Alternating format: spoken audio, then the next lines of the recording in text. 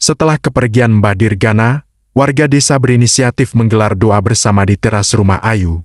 Sementara itu, Dimas berjaga sendirian di pintu belakang dekat dapur seperti yang diperintahkan Mbah Dirgana. Menjelang tengah malam, di tengah lantunan ayat suci yang dibacakan warga, tiba-tiba terdengar suara tangisan pecah dari arah dapur.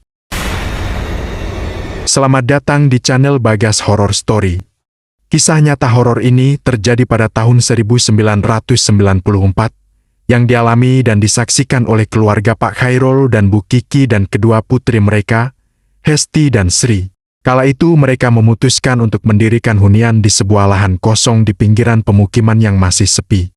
Lokasi tersebut benar-benar masih sepi, dikelilingi oleh hamparan rawa dan terpaut jarak yang cukup jauh dari kediaman warga lainnya. Selama 8 tahun, keluarga ini hidup dalam kesunyian tanpa ada tetangga, namun beberapa warga telah mulai menetap meski agak jauh dari kediaman mereka. Hingga pada suatu titik di tahun 2002, sepasang suami istri dari luar daerah datang menetap di lahan tepat di samping rumah mereka.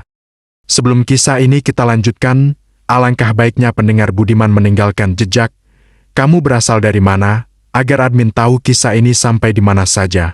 Dan jangan lupa like, komen, dan share, agar teman-teman yang lain bisa berbagi kisah nyata horor di channel ini.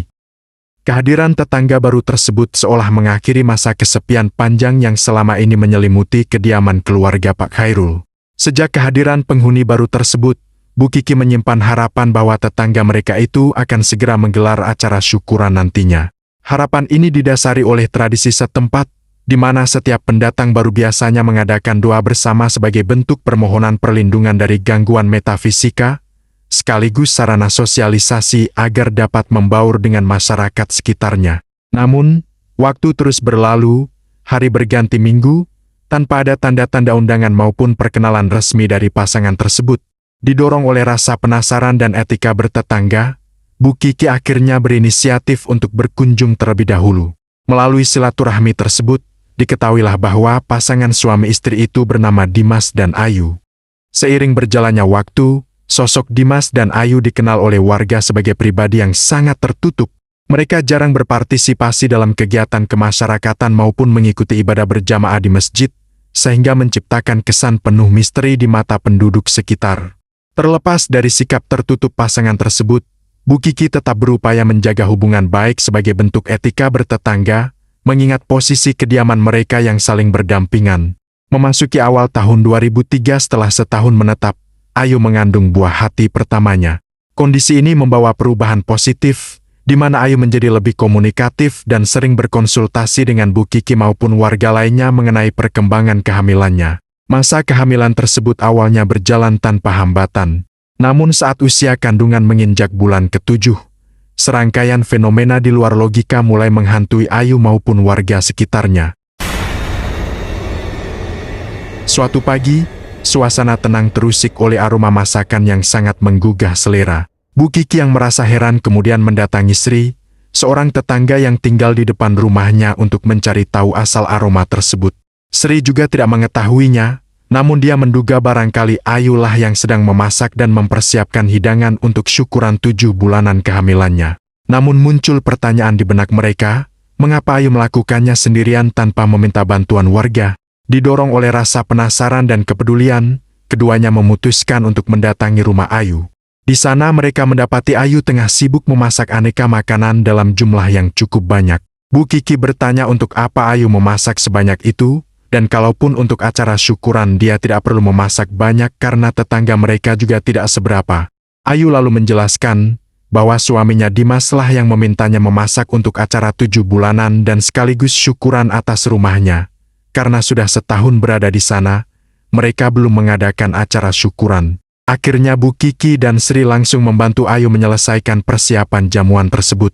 Namun, suasana yang tadinya hangat di dapur mendadak berubah tegang ketika Dimas kembali dari ladang.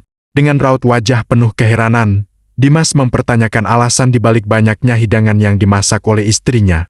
Pertanyaan itu seketika memicu kebingungan mendalam pada diri Ayu dan ia bersikeras bahwa Dimas sendirilah yang menyuruh mengadakan acara tersebut, bahkan telah menyerahkan sejumlah uang untuk berbelanja keperluan dapur. Dimas menyangkal keras menyuruh Ayu memasak dan membuat acara syukuran dan memberinya uang. Perdebatan pun tak terelakkan di antara mereka berdua. Di tengah ketegangan tersebut, Ibu Kiki dan Sri hanya tertegun, memilih untuk tidak mengintervensi perselisihan suami istri itu hingga akhirnya Dimas pergi meninggalkan mereka bertiga. Rasa canggung menyelimuti sisa waktu memasak mereka, meninggalkan tanda tanya besar yang tidak terjawab hingga seluruh masakan siap dihidangkan. Setelah pulang dari rumah Ayu, Bu Kiki menceritakan semua kejanggalan yang terjadi di rumah Ayu yang memicu perdebatan antara Ayu dan Dimas kepada suaminya, Pak Khairul. Mendengar penuturan sang istri, Pak Khairul awalnya menganggap hal itu sebagai ketidaksinkronan komunikasi belaka. Namun, ia kemudian melontarkan sebuah pemikiran yang lebih mengusik. Jika memang benar Dimas tidak memberikan uang sepeser pun, lantas dari mana asal dana yang digunakan Ayu untuk memborong semua bahan makanan itu? Pertanyaan tersebut memicu keresahan yang tak terbendung, hingga keesokan harinya Bu Kiki memutuskan untuk mendatangi warung kelontong milik Ibu Mirna demi mencari kebenaran. Di sana, Ibu Mirna mengungkapkan fakta yang tak kalah janggal. Sehari sebelum hari memasak itu, Ayu memang datang berbelanja dalam jumlah yang sangat besar hingga stok warung tidak mencukupi. Ibu Mirna kemudian menyarankan Ayu untuk mengambil barang yang tersedia terlebih dahulu, tanpa perlu membayar saat itu juga, karena Ibu Mirna berencana akan pergi ke pasar pada waktu subuh keesokan harinya untuk melengkapi seluruh pesanan Ayu. Sesuai rencana, pada waktu subuh tersebut, Ibu Mirna berangkat ke pasar demi memenuhi kekurangan belanjaan Ayu. Dan setelah Ibu Mirna kembali dari pasar, paginya Ayu segera datang untuk menanyakan sekaligus mengambil sisa pesanannya. Meski beberapa barang pesanan belum sepenuhnya lengkap, namun Ayu langsung melunasi seluruh tagihan senilai Rp410.000.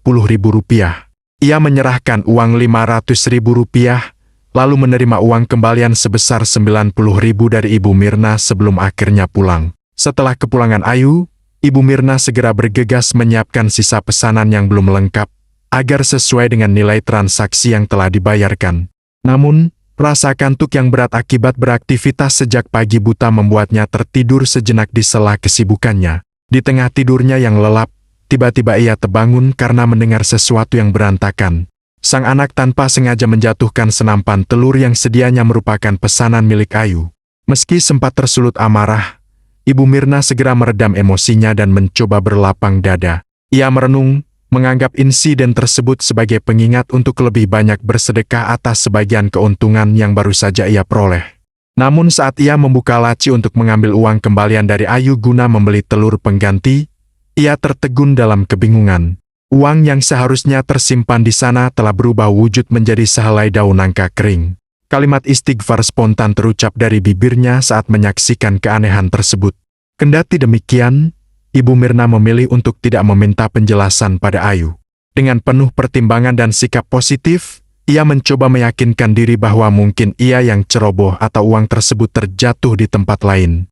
Rasa empati terhadap kondisi Ayu yang tengah mengandung membuatnya enggan memperkeruh suasana. Baginya, prioritas utama adalah menyelesaikan pesanan pelanggan tanpa harus berprasangka buruk, meskipun ia menyadari bahwa transaksi kali ini tidak memberikan keuntungan material sedikit pun bagi warungnya.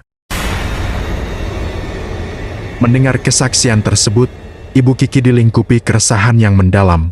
Logikanya menolak percaya bahwa uang tunai dapat bertransformasi menjadi dedaunan kering, namun nuraninya terusik oleh misteri asal-usul dana yang digunakan Ayu, sementara Dimas bersikukuh tidak memberikan sepeser pun.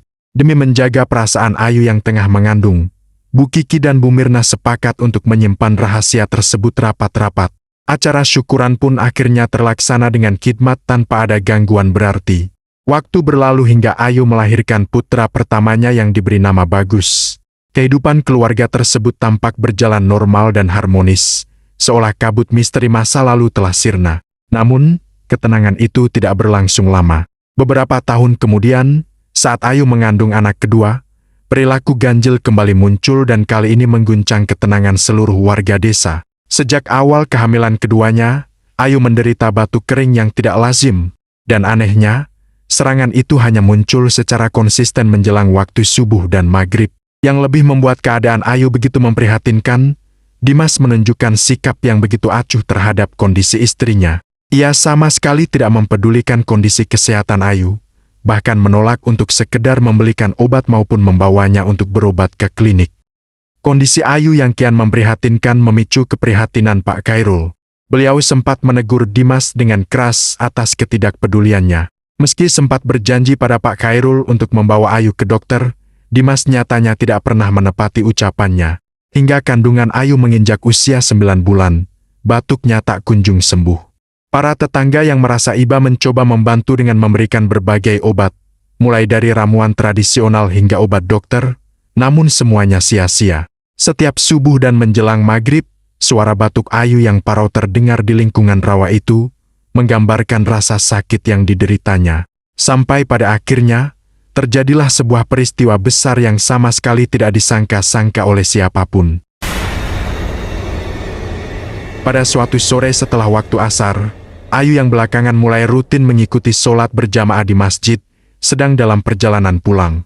Di tengah jalan, serangan batuknya kembali kumat dengan sangat hebat. Masih mengenakan mukena, ia terpaksa berhenti di bawah pohon pisang untuk mengatur napas. Dan saat itu, kebetulan Pak Khairul berpapasan dengannya. Melihat kondisi Ayu yang begitu memprihatinkan, beliau merasa sangat iba dan menawarkan diri untuk mengantarnya ke klinik saat itu juga. Namun Ayu hanya menggelengkan kepala sambil terus terbatuk, tanda menolak bantuan tersebut. Karena tidak ingin memaksa, Pak Khairul pun melanjutkan langkahnya pulang. Sesampainya di rumah ia menceritakan kondisinya Ayu itu kepada Bu Kiki, namun mereka segera melupakannya dan sibuk dengan pekerjaan masing-masing. Begitu azan maghrib berkumandang, mereka tidak mendengar suara batuk Ayu sebagaimana biasanya. Mereka sempat merasa lega, mengira mungkin Dimas akhirnya membawa istrinya berobat. Namun, dugaan itu salah besar. Sesaat setelah sholat maghrib, pintu rumah Pak Khairul diketuk dengan terburu-buru. Di depan pintu, berdiri seorang tetangga, Mbah Nur yang sedang menggandeng Bagus, putra sulung Ayu. Dengan raut wajah panik, Mbah Nur mengabarkan bahwa Ayu menghilang sejak sore dan belum kembali ke rumah hingga saat itu. Dimas sedang mencari kemana-mana, sementara Bagus dititipkan kepada Mbah Nur. Pak Khairul langsung teringat pertemuannya di bawah pohon pisang tadi sore dan menyarankan untuk mengecek ke sana, khawatir Ayu jatuh pingsan. Namun, Mbah Nur menjawab bahwa seluruh area sekitar, termasuk lokasi tersebut sudah diperiksa dan hasilnya nihil. Kepanikan pun mulai terlihat di wajah Pak Khairul dan Bu Kiki. Mengingat kondisi Ayu yang sedang hamil tua, Pak Khairul segera mengerahkan warga kampung untuk mencari keberadaan Ayu. Awalnya mereka mengira Ayu mungkin sedang beristirahat di salah satu rumah tetangga. Namun setelah setiap sudut kampung dan rumah warga diperiksa, bahkan setiap sudut rumah Ayu, mereka tidak menemukan keberadaannya. Dan di tengah kepanikan semua warga kampung kala itu, tiba-tiba hujan turun dengan sangat deras disertai angin kencang layaknya badai. Anehnya, dalam waktu singkat, kampung yang selama bertahun-tahun tidak pernah banjir itu, tiba-tiba tergenang air hingga setinggi lutut. Fenomena ini terasa sangat janggal bagi warga. Meski diterjang badai dan banjir mendadak, warga tidak menghentikan pencarian. Di sela-sela derasnya hujan, desas-desus pun mulai beredar di antara warga. Mereka mulai menduga bahwa hilangnya Ayu bukanlah kejadian biasa, tapi kemungkinan besar bahwa Ayu telah disembunyikan oleh makhluk halus yang tertarik dengan aroma wanita yang sedang hamil besar. Dugaan warga bahwa Ayu dibawa oleh makhluk halus semakin menguat. Akhirnya mereka pun memutuskan untuk melakukan pencarian keliling kampung dengan cara yang tidak biasa. Sesuai dengan kepercayaan masyarakat setempat, setiap ada orang yang hilang secara misterius, warga harus menabuh peralatan dapur seperti panci, kuali, hingga ember dan peralatan dapur lainnya. Konon, dengan kebisingan tabuhan alat-alat dapur tersebut, sosok gaib yang menyembunyikan Ayu akan merasa terganggu dan segera melepaskannya. Suara tabuhan logam itu bersahutan memecah kesunyian malam di tengah deru hujan dan angin kencang. Warga menyusuri setiap sudut kampung sembari terus memanggil-manggil nama Ayu. Namun, hingga pukul 9 malam, upaya mereka belum juga membuahkan hasil. Sosok Ayu benar-benar tidak ditemukan. Tak ingin menyerah, Pak Khairul akhirnya berinisiatif memanggil orang pintar dari kampung sebelah yang bernama Mbah Dirgana. Di mata orang kampung, Mbah Dirgana dikenal sebagai sosok yang sangat sakti dan ahli dalam menangani gangguan-gangguan gaib. Kedatangan beliau pun disambut riuh oleh warga yang berharap Ayu bisa segera ditemukan. Begitu sampai di rumah Ayu, Mbah Dirgana langsung masuk menemui Dimas. Mereka hanya bicara empat mata di dalam rumah. Entah apa yang mereka bicarakan di dalam, namun setelah kurang lebih setengah jam, Mbah Dirgana pun keluar. Beliau kemudian berkata pada Dimas dengan nada serius, "Tungguin istrimu di belakang rumah sampai dia pulang. Dan tolong, senangkan hatinya, jangan sampai kamu menyakiti dia lagi." Kepada warga yang berkumpul, Mbah Dirgana juga berpesan agar tidak ada satupun yang masuk ke dalam rumah. Beliau membiarkan Dimas sendirian berjaga di belakang, sementara warga diminta tetap berada di teras sambil berdoa agar Ayu segera kembali. Setelah memberikan pesan-pesan tersebut, Mbah Dirgana langsung berpamitan pulang tanpa ikut menunggu hasil pencarian tersebut. Setelah kepergian Mbah Dirgana, warga desa berinisiatif menggelar doa bersama di teras rumah Ayu. Sementara itu, Dimas berjaga sendirian di pintu belakang dekat dapur seperti yang diperintahkan Mbah Dirgana. Menjelang tengah malam, di tengah lantunan ayat suci yang dibacakan warga, tiba-tiba terdengar suara tangisan pecah dari arah dapur. Suara Dimas terdengar meratap pilu. "Maafin aku Yu, maafin aku suami yang jahat. Tolong maafkan aku." Warga yang terkejut sempat ingin merangsek masuk karena penasaran. Namun Pak Khairul segera mencegah mereka demi menjaga situasi. Beliau memutuskan hanya dirinya dan Mbah Nur yang masuk ke dalam untuk memeriksa. Pemandangan di dapur sungguh menyesakan. Mereka melihat Dimas sedang bersujud di kaki Ayu sambil menangis sesenggukan. Ayu berdiri mematung di sana, masih mengenakan mukena yang sama dengan saat terakhir kali Pak Khairul melihatnya. Wajahnya pucat pasi dan tatapannya kosong menerawang. Namun, ada satu hal yang membuat bulu kuduk Pak Khairul merinding hebat. Mukena yang dikenakan Ayu tampak sangat bersih dan kering. Tidak ada sedikit pun noda air maupun lumpur yang menempel, bahkan sandal yang digunakannya pun benar-benar kering. Padahal, sebelum itu di luar sana sedang dilanda hujan dan banjir setinggi lutut. Pertanyaan besar muncul di benak Pak Khairul, kemana sebenarnya Ayu pergi?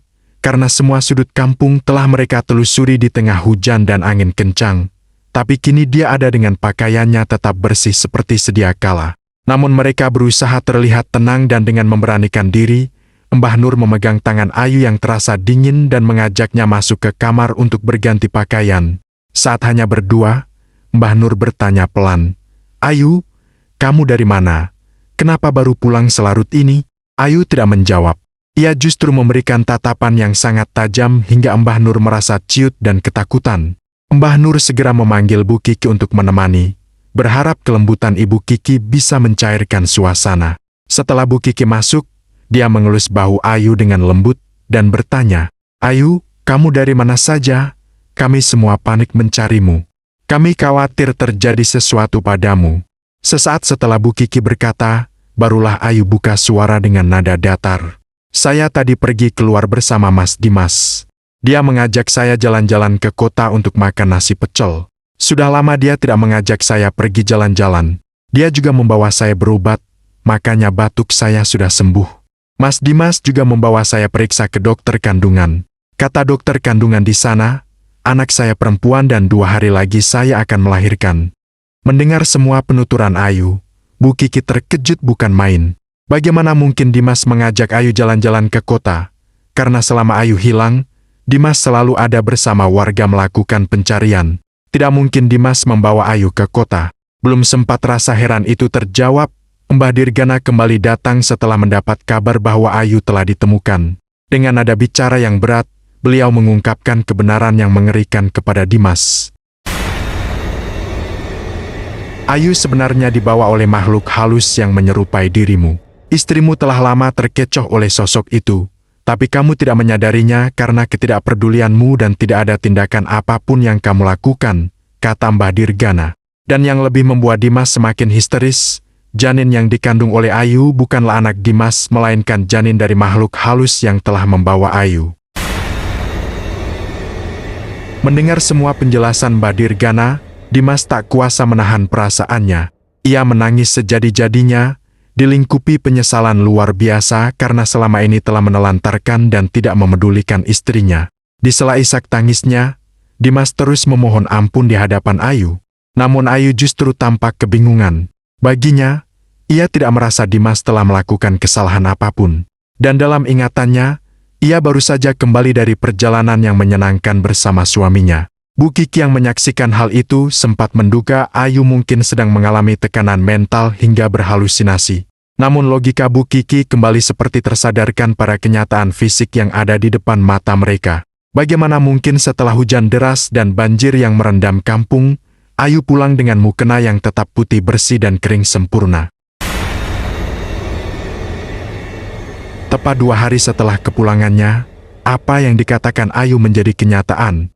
Ia mulai merasakan kontraksi hebat sebagai tanda persalinan. Kali ini Dimas tidak tinggal diam.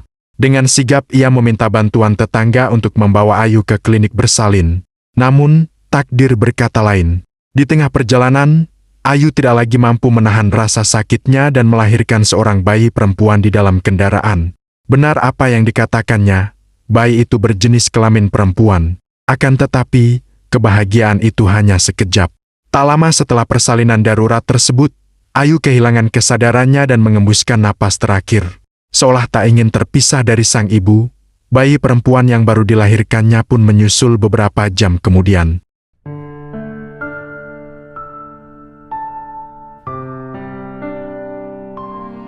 Kepergian Ayu yang mendadak menggemparkan warga. Meskipun sebelumnya Ayu terlihat sudah sehat, namun warga menyadari bahwa mungkin karena selama masa kehamilan keduanya, fisik Ayu telah terkuras hebat akibat kurangnya nutrisi dan serangan batuk yang tiada henti dan kurangnya perhatian suaminya.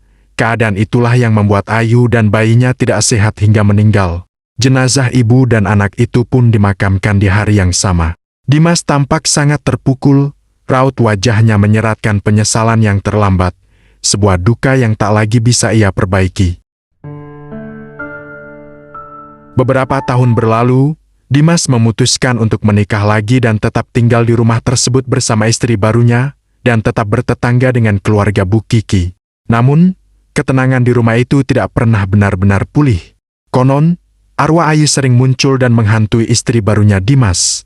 Warga percaya Ayu merasa tidak tenang karena istri baru suaminya sering bersikap tidak adil terhadap Bagus, putra sulungnya yang ia tinggalkan.